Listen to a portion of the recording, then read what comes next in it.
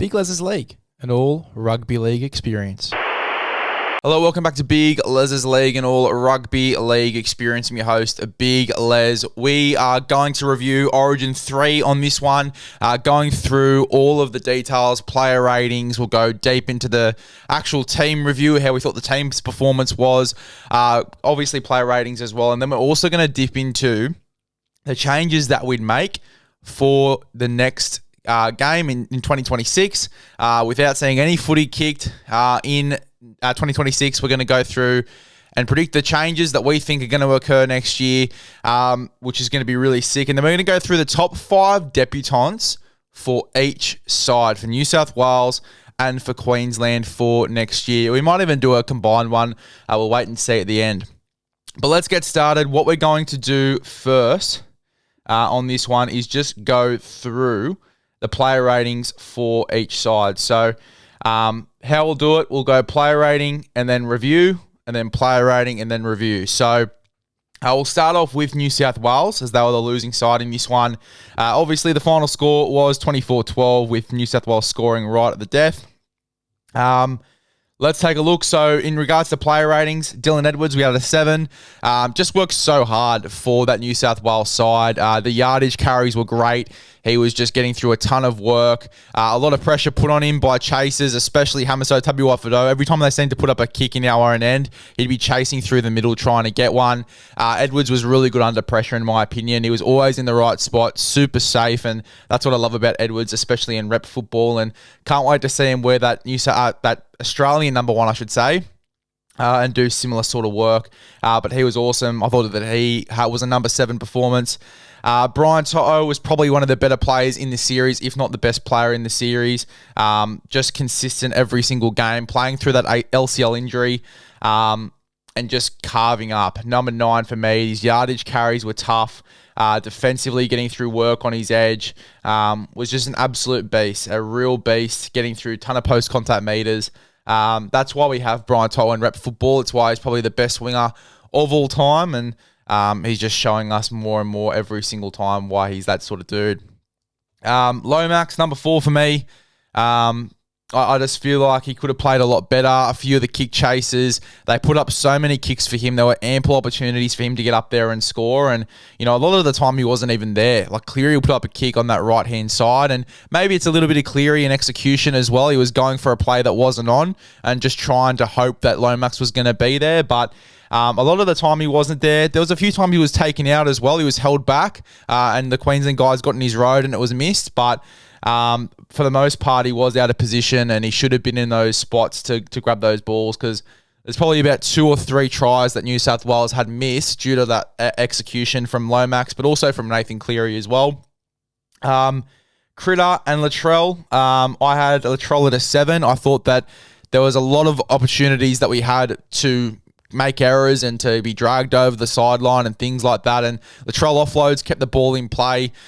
He kept things moving for New South Wales, especially when we were sort of running out of room. We'd go on a left side raid and we'd get really stuck, very close to the sideline, and he'd throw an offload back on the inside.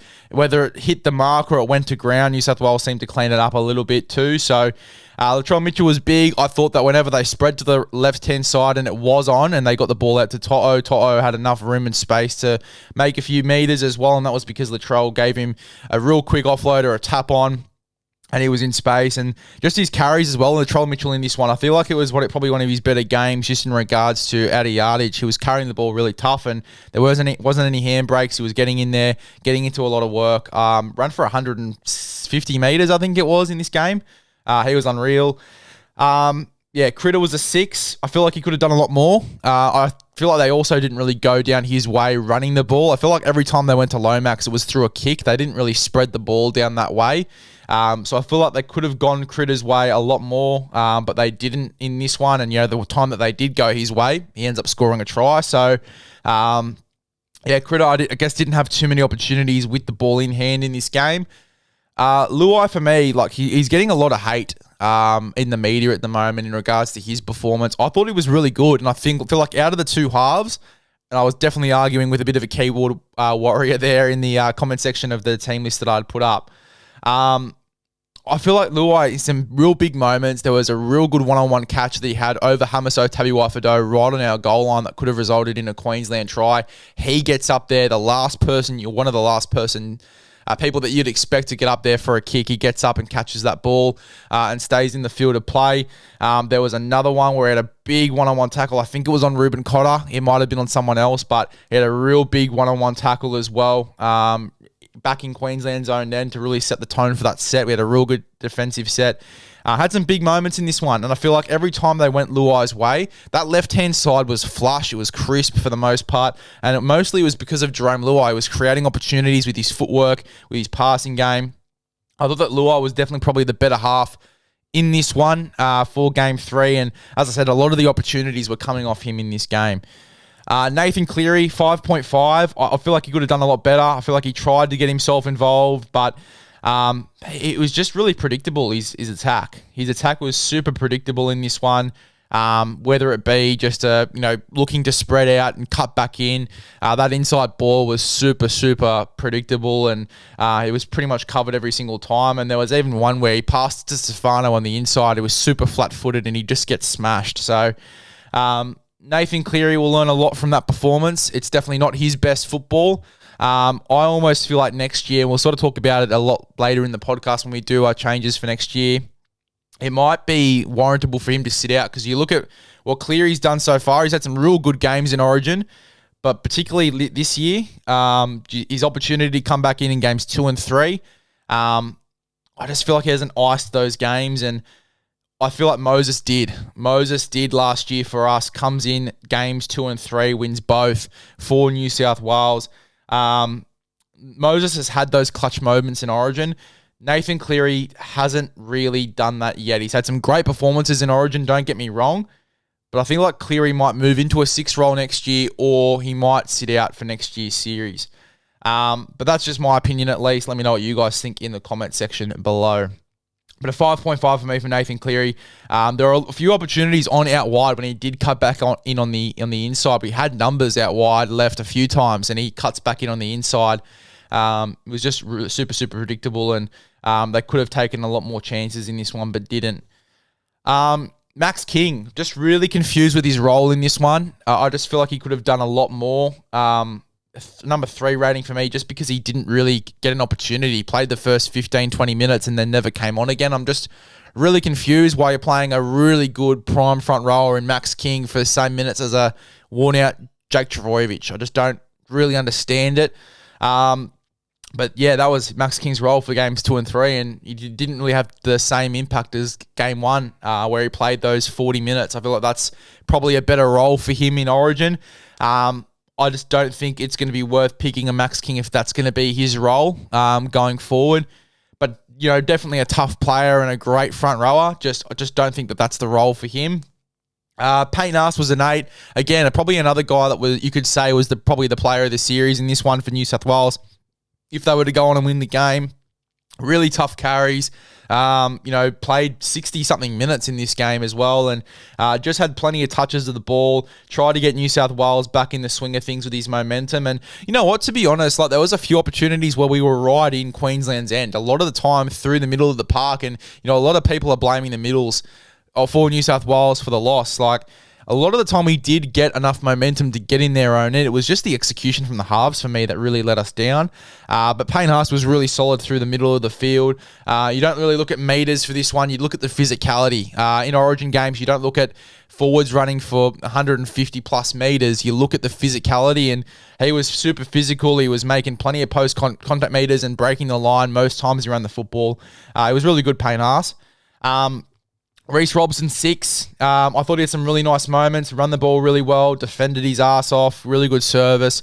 A lot of people, again, are criticising Reece Robson's impact on this one. I feel like he was pretty good. I feel like he did a lot of what he could have, should have been able to do with the way that the side was playing. There were a few opportunities there, and especially when the bench guys came on, where he just didn't have enough go forward to be as dangerous as he is coming out of 9. Like Payne Haas and when even Spencer Leniu for a little stage there, and I thought Liam Martin had some nice carries. Didn't run the ball too much, but had some decent carries. They did have momentum at stages, but Reece Robson for me just didn't have the momentum that he needed to have a real impact on this game. And you got to credit the Queensland defence as well. The Queensland defence was outstanding. We'll talk about it a little bit later. But Robson just didn't have what he needed to really have an impact on this game. But you know what? He did have an impact with a little bit of a running game. Defensively, it was pretty good. And he just did what he could with the way that the side was playing. So Reece Robson's a 6 for me. Liam Martin had a few carries, looked good.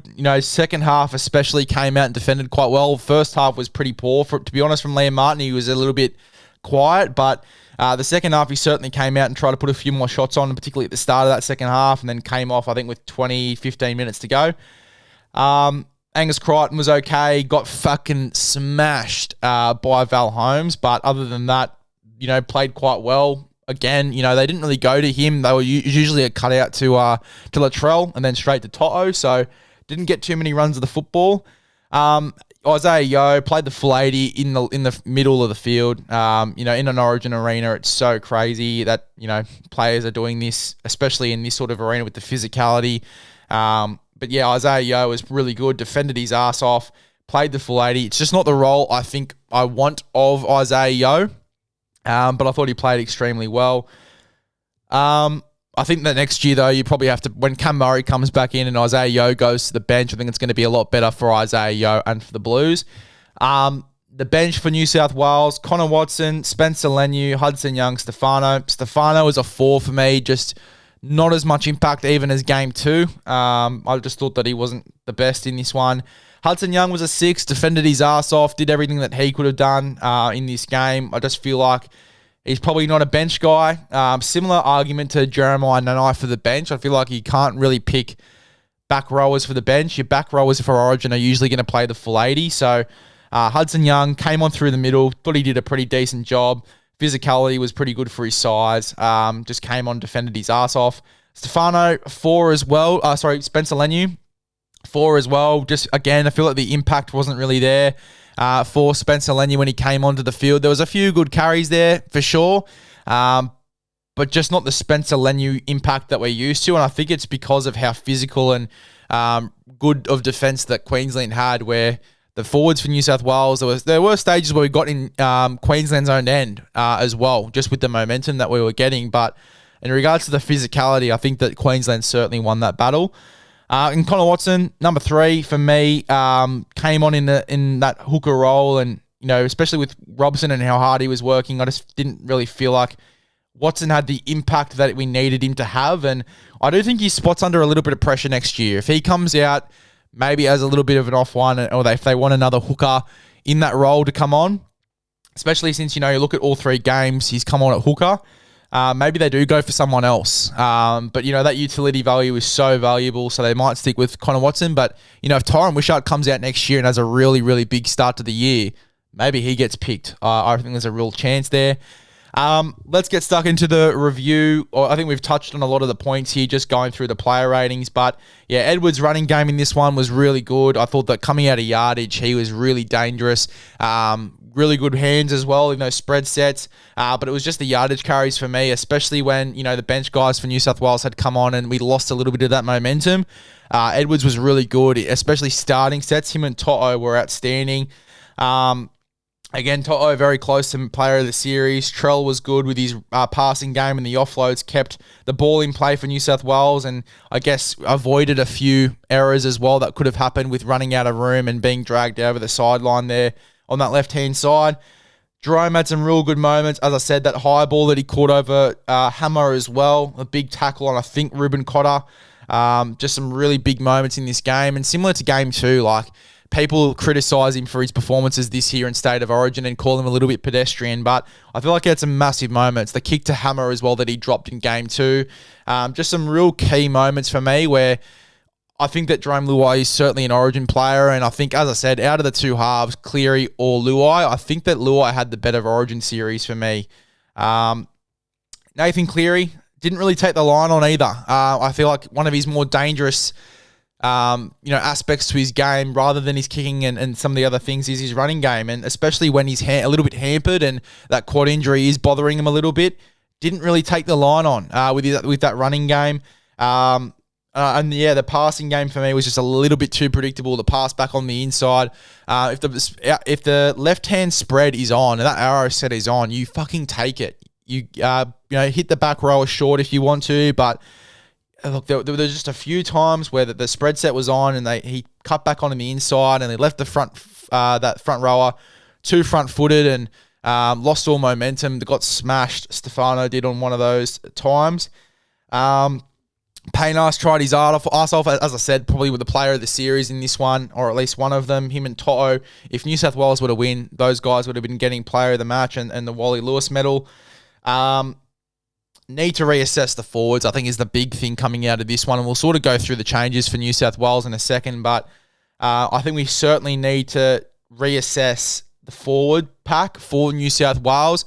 You got guys like Keon, you got guys like Terrell May, who were playing some really good footy. We missed Mitch Barnett a little bit in this one. I think we really missed Cam Murray. I feel like his leg speed to start games there through the middle of the field is so crucial. And I think we missed him so much through the middle of the field for this whole series, really.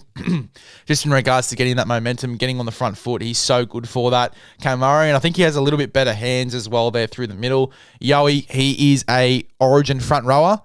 He's a club football lock, and he's probably one of the best locks in the game at club football, but in the Origin arena and in rep footy for me, he's a front rower, and because Murray was out, they needed to play him in that 13 role, and it just didn't work out too well for me, in my opinion. But Yo still played well. I just feel like he is really good in that number, like in that prop sort of role, and then Murray can take that 13 jersey with the leg speed. Lomax under the high ball. It was just a real tough night for Lomax, just caught out of position a few times on those last tackle kicks. And then again as well, Cleary went that way a few times as well when it wasn't on. There was a few times where Lomax was held back as well that Ashley Klein missed, but for the most part, Lomax was caught out of position a few times. I feel like they should have tried to go Toto's way on last tackle a little bit and just in the air, catch Queensland off guard a little bit. I know that he's going against Coates and, it is a bit of a tough matchup. But, a few times in game 2 and even in game 1, just mainly in game 2, game 1, Coates was on the other side of the field. But in game 2, they did kick up for Coates a few times and Toto actually got over him. So I probably would have tried to go that way a little bit and just see what happened with kicks. But it was mainly to Lomax, and pretty much every time they went there, it's like the definition of insanity. If it doesn't work, why keep doing it? If you keep doing the same thing and it doesn't work, it's the definition of insanity. So they kept doing it. It kept not working. And then that pass back on the inside, he kept doing it. It kept not working. You just got to sometimes as a half, especially in those arenas, if something isn't working, try something else. Find something else. Sure, if you're confident that it will work at some stage, keep trying it. If you can see that the defense is slightly off in that sort of area, keep trying it and trying to exploit the defense. But if it doesn't work and the defense is covering it every single time and your front row is on the back foot, every time you pass him the ball on the inside or Lomax is out of position, every time you kick it, try something else. Because that left side was on and humming a few times and, Critter giving him the ball. Every time he got the ball, he had some good carries, but he just didn't get the ball enough. And I think that's, a bit of a criticism on Cleary, especially in this game. As I said, Nathan Cleary has had some great performances. If he gets picked at 7 next year, it's understandable. He is the best halfback in the game. But I just feel like he might need a little bit of a break from State of Origin football just to get his game right so he can come in an Origin arena and dominate and have that moment. He probably just needs a rest from Origin football for a little bit. Nothing really else here for New South Wales. Angus Crichton got pumped by Holmes. We talked about that already a little bit when we went through the review for Angus Crichton and his player rating. That was pretty much it. Just really predictable footy from New South Wales. Errors, penalties, and the forward rotation was just super weird in this one. You didn't really get enough impact from those bench guys, and I think that there will be changes for New South Wales going into next year. Let's get stuck into Queensland, the winning side in this one. We'll get stuck straight into the player ratings. For Hamiso Tabuai-Fidow, we have got 8. He was outstanding. Had some really big moments. That try set up for Rob Toya. Was it Rob Toya? Let me have a look.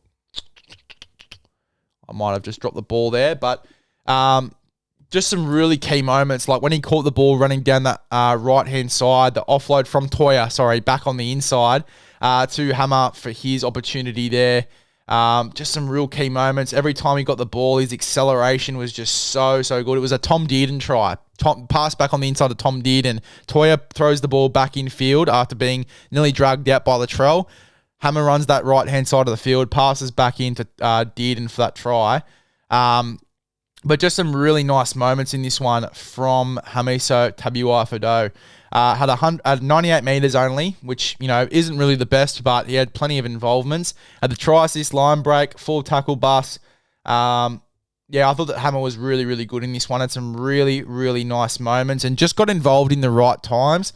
I feel like he can definitely do a lot more damage in State of Origin football, but he was pretty good in this one. The next one was Xavier Coates. Really key moments under the high ball for me. They kicked to him a few times and it was just so safe there every single time. And his runs out of yardage as well were really clinical. Just a big frame, running at you at 100 miles an hour, bumping off a few guys. I thought that he was really good. So number 8 performance as well for him. Val Holmes was really good as well. Really clutching some moments as well. Valentine Holmes ran for 135 metres. Kicked, I think, most of the goals, 3 from 4. 37 post-contact metres as well for Val. 10 tackles there on the wing. I thought he did a really, really nice job. Heavily involved. Yardage carries were pretty decent as well from him. Thought he had a pretty nice game there, Val Holmes. So number 7 for me. I'd give a 7 to Robert Toya as well. That step back on the inside to get around Latrell. I thought he showed up Latrell a few times in this series.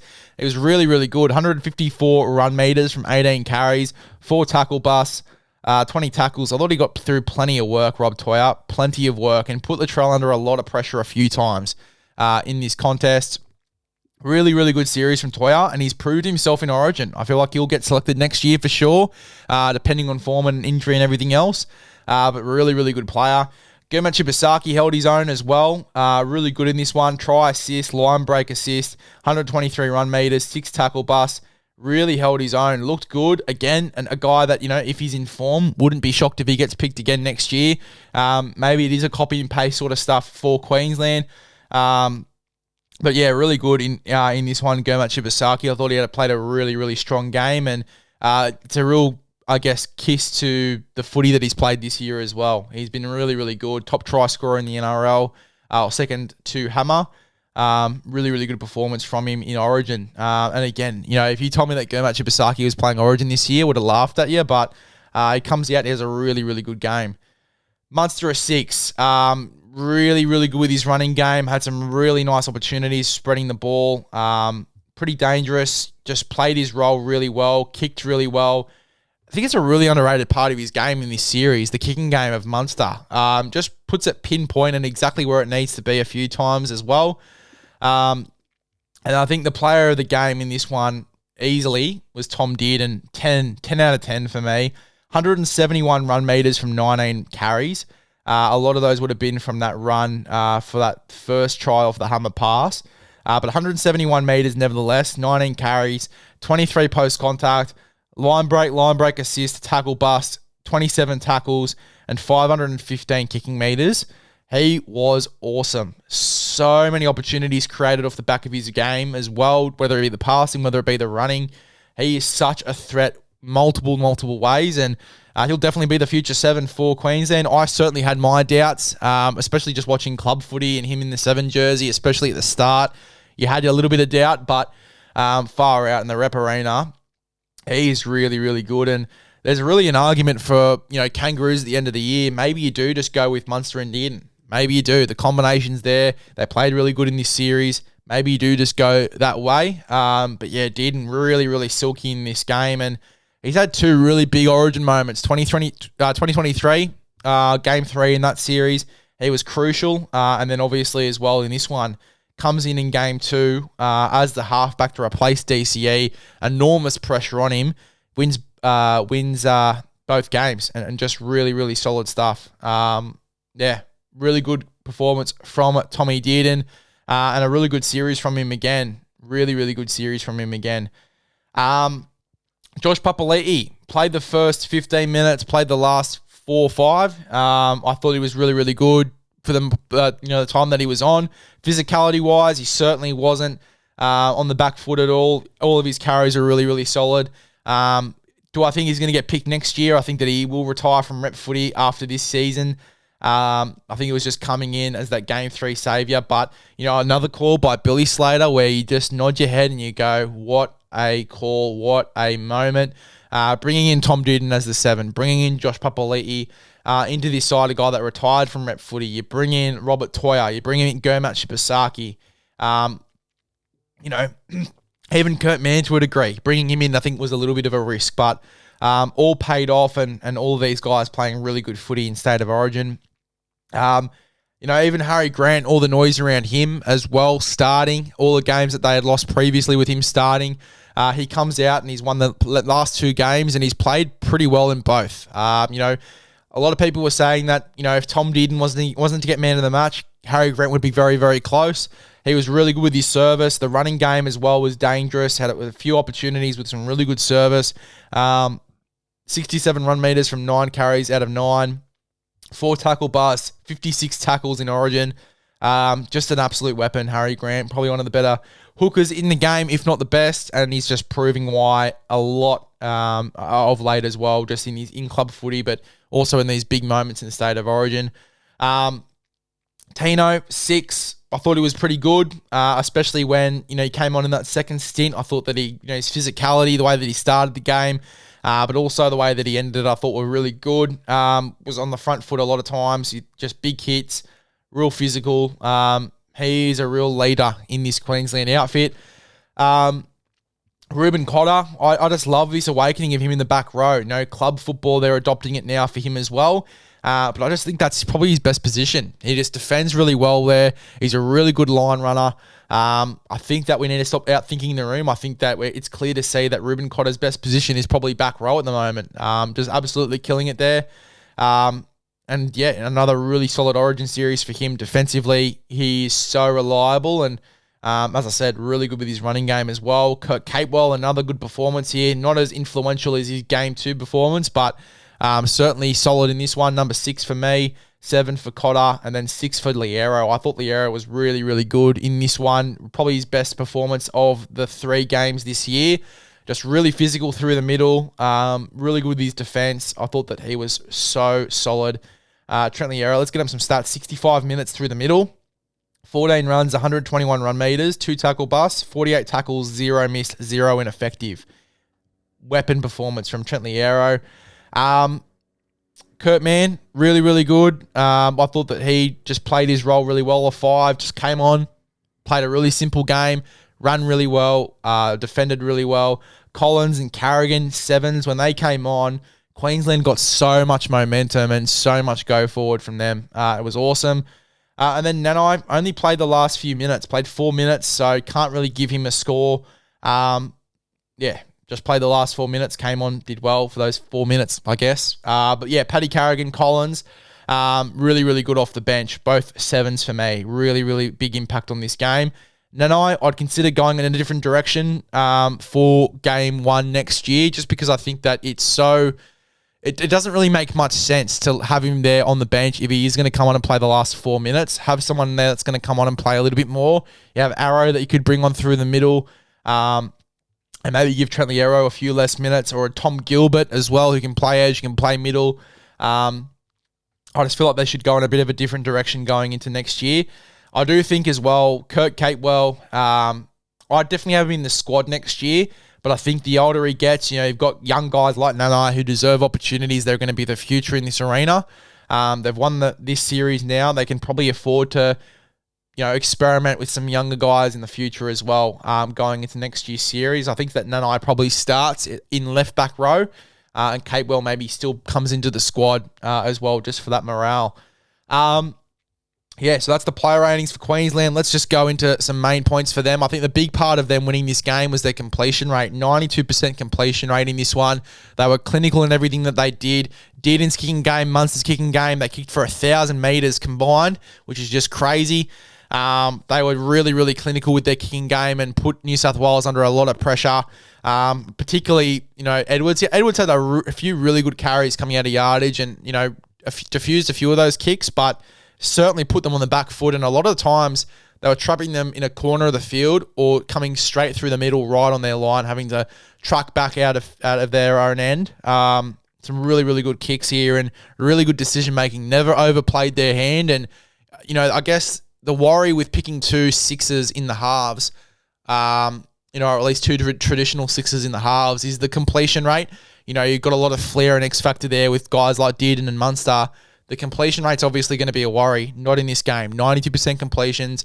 Didn't overplay their hand. Munster played a little bit like a halfback in this one, and Dearden played a little bit like a 6, and then Dearden played a little bit like a 7, and Munster played like a little bit like a 6. They really shared their roles around really well. And it really reminds me of the Melbourne system, to be honest. And I think you got to credit that to Billy Slater and the way that he's trained these guys. Hammer, really, really good. As I said, just some really nice moments. Didn't over-inject himself, and his yardage carries were pretty good as well.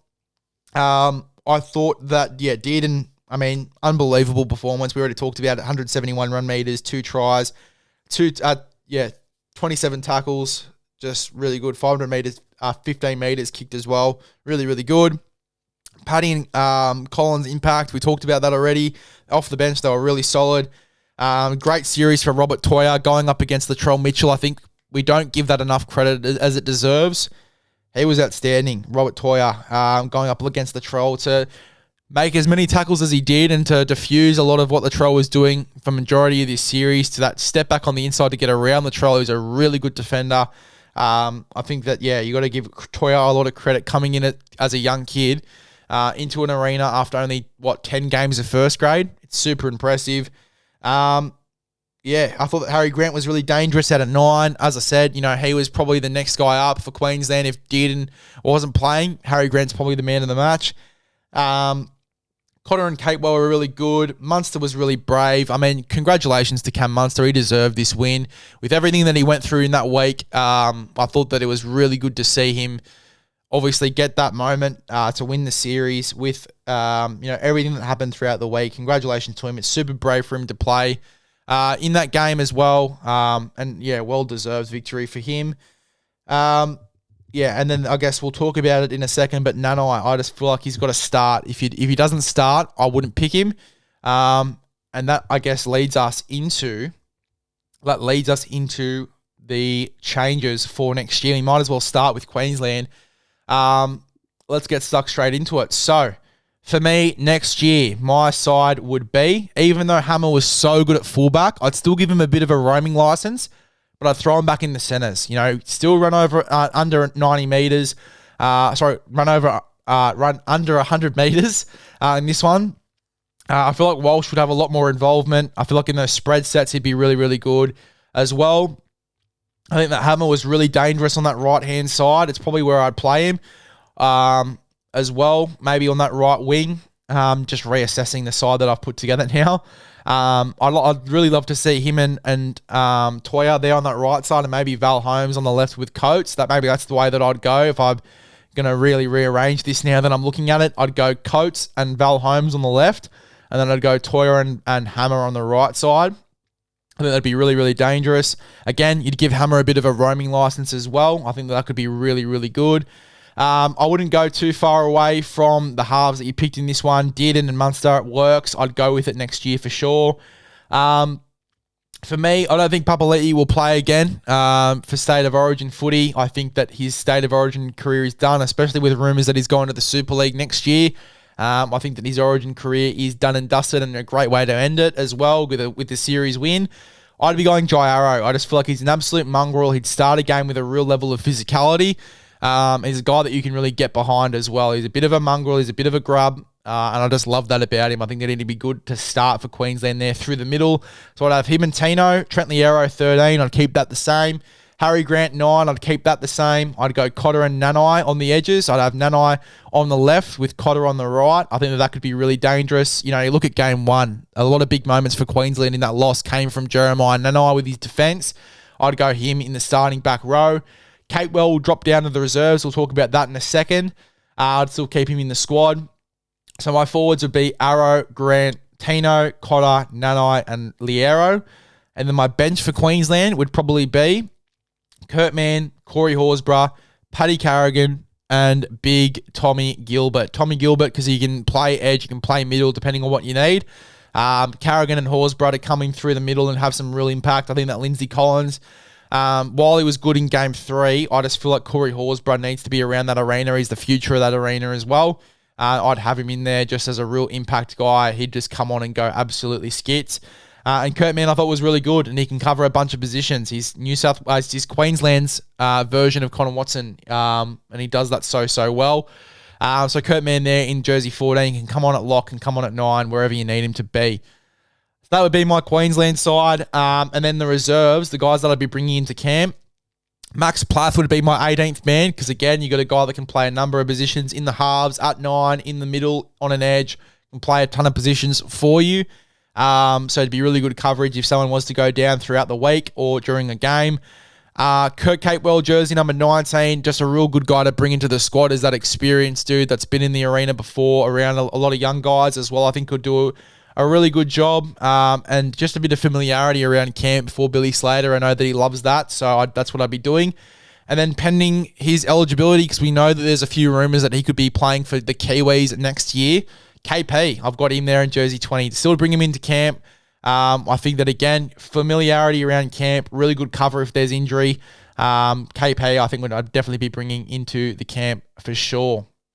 Now, for New South Wales, a few big calls here, but again, still keeping it pretty similar to what we had in this series, with a few changes just in regards to the forward pack and stuff, but also in the halves. I would go Edwards at fullback. I'd go To'o and Lomax on the wings. I'd go Critter and Latrell in the centres. I'd go Luai and Moses in the halves. I think that Moses, as I said, he's had those clutch moments, and I think that Cleary needs a little bit of a rest in State of Origin, just to obviously go and play some club footy, and then obviously come back in the next year or so and take that jersey. I think that he can also play 6, but I just love how influential Luai is to State of Origin, and as I said, he's had some big moments, Luai, defensively, especially in Game 3, just watching him. He's so good and so silky, and him and Moses combined quite well, so that's the way that I'd be going. Of halves pairing you've had success with. I would go as well Keon in the front row. I'd have him replacing Max King. So Keon and Payne Haas in the front row. I'd go Reece Robson at 9. I'd go Liam Martin, Angus Crichton in the back row, Cam Murray at 13. As I said, I think we really missed that leg speed. Having him back is going to be crucial. And then my bench would be, and look, he's going to be under pressure in that 14 jersey, but I would go Connor Watson there at 14. I'd go Spencer Leniu, Isaiah Yeo, and Mitch Barnett. Barnett is a gun. I think we missed him as well. Really good defender. You know what you're going to get with Mitch Barnett. Isaiah Yeo, really good in that front row role. Can also cover on the edge if you need him to. And Spencer Leniu, just a weapon. If you can get the best out of him, he's going to go really well. 18th man would be Nathan Cleary. I'd still have him coming in camp. And look, he'd be good cover for the halves if there is injury there. I also think as well, you look at Joey, had some big moments in Origin, but also played a little bit of 9 off the bench as well. Maybe Cleary could go into that sort of role. I'm not saying that I would go in that direction, but it is a possibility if you want to have him on the bench. Not the direction I'd go with, but definitely a thought. But Cleary would be my 18th man. I'd still bring him into camp. I'd go Ethan Strange, 19. I feel like he's so close to Origin. Again, really good cover. Can cover the halves, can cover in the centres. Can do a really good job. So I'd have Ethan Strange there in jersey 19. Really good ball runner. Even he could come on in a 14 role and just be destructive with his running game as well. And then Terrell May, I think he's going to get closer to a spot in this team next year. I feel like he's really good as well. He's had a really good season this year for the Tigers. So destructive through the middle. He's got a really good offload. But I just really simplify his football, run hard, tackle hard, really focus on that physicality, and he'd definitely be a really good destructive player to come off the bench with Spencer Leniu and just go skits. So Terrell May there in jersey 20 to come into the squad for Game 1 next year. Let me know what your thoughts are on my side. Let me know what your thoughts are on the review. Was I spot on? Is there a little inconsistency in there? Do you disagree with some of the things that I said? Let us know in the comment section below. If you haven't yet, subscribe to the YouTube. Become a part of the big LEZ'S League community. We'll see you guys in the next one.